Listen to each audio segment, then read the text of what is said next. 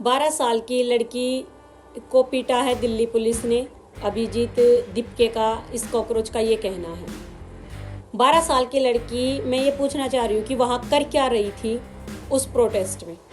12 साल की लड़की ने कौन सा नीट का एग्ज़ाम दिया था या वो अभी दे रही थी कि जो उसे उस प्रोटेस्ट में जाना था।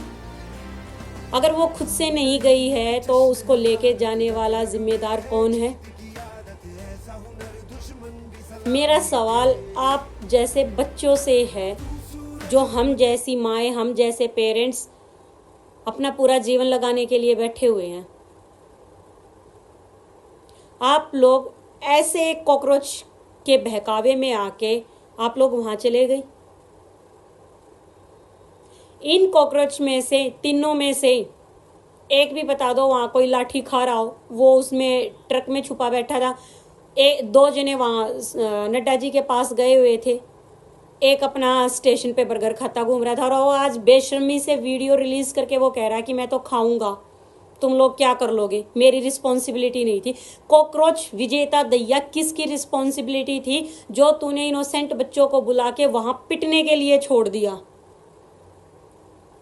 बहुत सारे बच्चे वहां इनोसेंट थे, बहुत सारे जो डंडे भी खा रहे थे।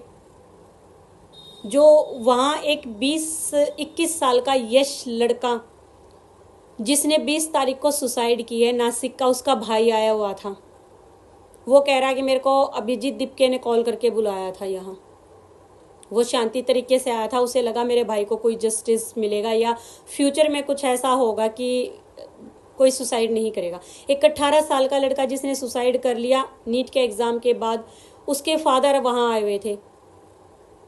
ना जाने कितने पेरेंट्स आए हुए थे कि हमारे बच्चों के साथ जो हुआ सो हुआ, आगे और किसी बच्चों के साथ ऐसा ना हो। वो अपनी बातें करने के लिए आए थे। उनकी बातें कहीं हुई, कहीं नहीं हुई। वहाँ पत्थरबाजी स्टार्ट कर दी।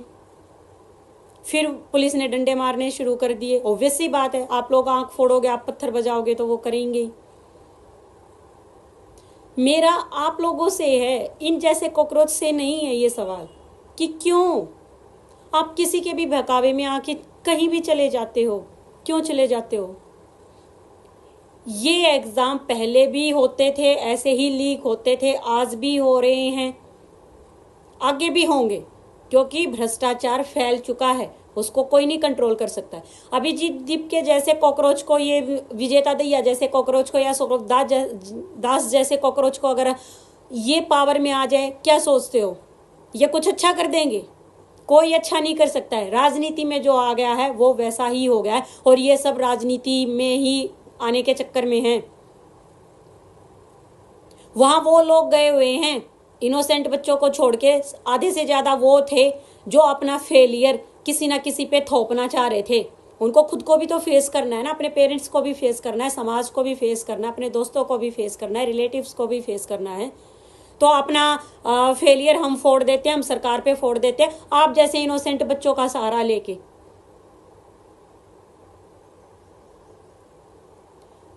मोहनदास करमचंद गांधी अनशन पर बैठते थे, वहां से, उन अनशनों से कौन निकला? नेहरू और जिन्ना।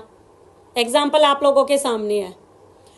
अन्ना हजारे जी ने अनशन किया था, केजरीवाल जैसा निकला वहां से, एग्जाम्पल आप लोगों के सामने है।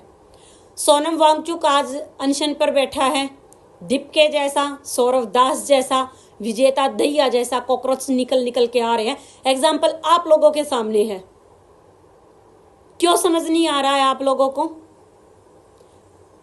ध्रुव राठी जैसा घटिया जाहिल कहीं से भी आप लोगों को बैठ के, उस जैसे ना जाने कितने इन्फ्लुएंसर आप लोगों को कहीं कहीं से बैठ के वो आपको बगला रहे हैं, आप लोग आ रहे हो। आप लोग भी तो सोचो ना, आप लोगों को क्या करना है।